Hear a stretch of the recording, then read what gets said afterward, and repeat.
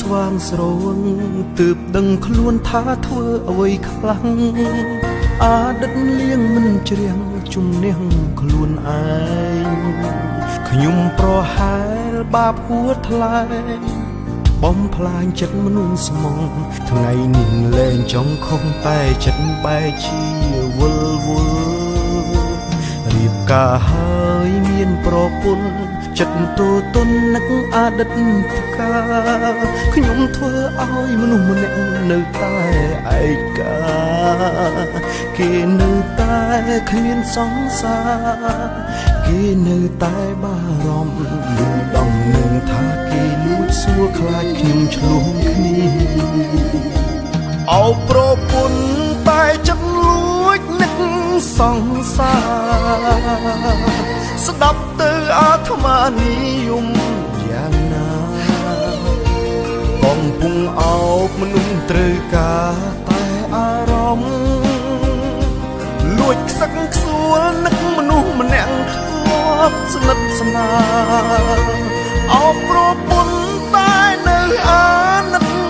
សង្សារនឹកយ៉ាងណាក៏មិនហ៊ានខលអាណិតណាស់ពេលឮអូនខ្វល់បងសុំទោសតែពេលនេះយើងទាំងពីរបានត្រឹមជាមិត្ត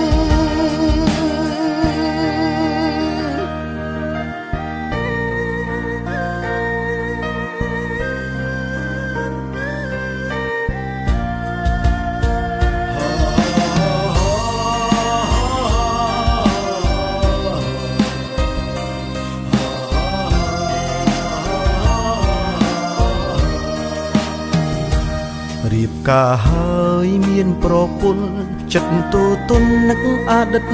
កាខ្ញុំធ្វើឲ្យមនុស្សម្នាក់នៅតែឯកាគេនៅតែគ្មានសង្សារគេនៅតែបារម្ភលឺដំណឹងថាគេលួចសួរខ្លាចខ្ញុំឆ្លងគ្នាអោប្រពន្ធតែចិត្តលួចនឹកសង្សារស្ដាប់ទៅអាត្មានិយមយ៉ាងណាកំពុងអោបមនុស្សត្រូវការតែអារម្មណ៍លួចខ្សឹកខ្សួលនឹកមនុស្សម្នាក់ធ្លាប់ស្និទ្ធស្នាលអោបប្រពន្ធតែនៅអាណិតសង្សារនឹកយ៉ាងណាក៏មិនហ៊ានខល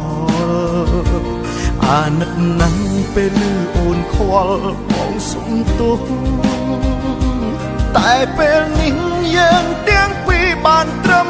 ជាមិត្តអោប្រពន្ធតែចិត្តលួចនឹកសង្សារ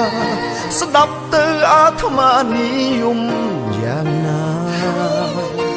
កំពុងអោបមនុស្សត្រូវការតែអារម្មណ៍លួចខ្សឹងខ្សួលនឹកមនុស្សម្នាក់ធ្លាប់ស្និទ្ធស្នា